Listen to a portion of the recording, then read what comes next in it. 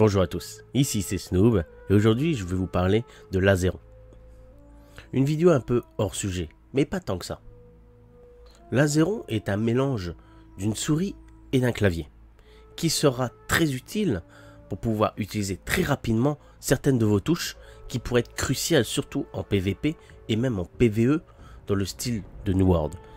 Bien sûr, l'Azeron n'a pas été étudié uniquement pour New World, il a été surtout étudié, je trouve, pour des jeux qui demandent beaucoup de réflexes, beaucoup de rapidité dans les mouvements.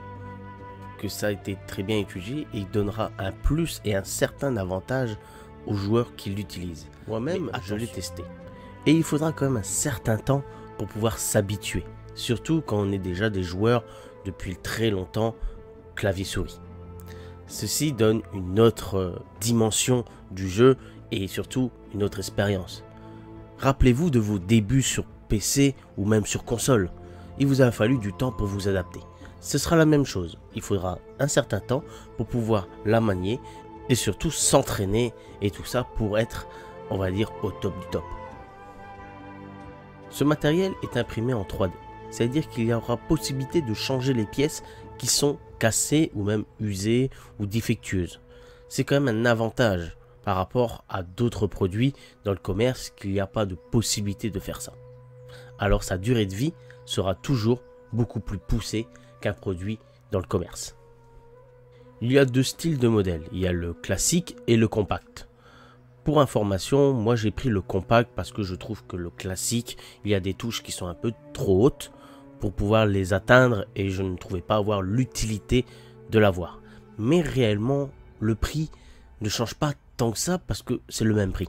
Que vous prenez le compact ou vous prenez l'autre, le prix ne change pas.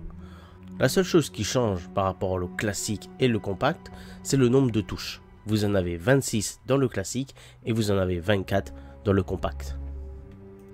Comme je vous ai dit, ce sont des touches programmables. Alors vous pouvez faire tout ce que vous voulez sur ces 24 touches ou sur ces 26 touches. Si vous l'achetez directement sur le site officiel, vous pourrez le personnaliser, les couleurs, ainsi de suite. Bien sûr, il faudra rajouter un petit billet. Mais attention, je vous dis tout de suite, l'envoi en France vous coûtera 40 €. Alors le frais de port est un peu élevé. Personnellement, moi je l'ai acheté directement sur Amazon et ça m'a coûté beaucoup moins cher en frais de port. Bien sûr, je n'ai pas eu la possibilité de le personnaliser, mais il y a déjà quelques couleurs disponibles. Je vous mettrai tous les liens dans la description, mais comptez un bon 200 € pour ce matériel.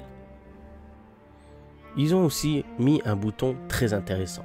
Vous pourrez créer deux profils et en un seul clic le sélectionner. Voilà, petite conclusion, ce matériel a l'air très intéressant et surtout au prix qu'il est. Car il y a d'autres matériels qui ressemblent, qui sont quand même un peu plus chers ou même certaines qu'on ne trouve plus du tout dans le commerce. Attention, sur papier, il a l'air quand même très intéressant ou même de la façon que je vous le décris, il a l'air intéressant. Mais je vous mets en garde, car ce matériel aura besoin du temps pour savoir bien le manipuler. Prenez bien ça en compte. Si vous êtes un joueur qui joue une ou deux fois dans la semaine, il vous faudra beaucoup plus de temps. Si vous jouez énormément à votre jeu et que vous configurez vos touches de la manière que vous vous sentez le mieux, il vous faudra quand même du temps, 20 heures de jeu pour pouvoir le manier très correctement. Prenez bien ça en compte. Voilà, la vidéo est terminée, j'espère qu'elle vous a plu. Petit hors sujet sur New World, même pas trop, car c'est du matériel qui pourrait être très intéressant sur ce jeu. Sur ce, je vous laisse, c'était Snoob sur YouTube.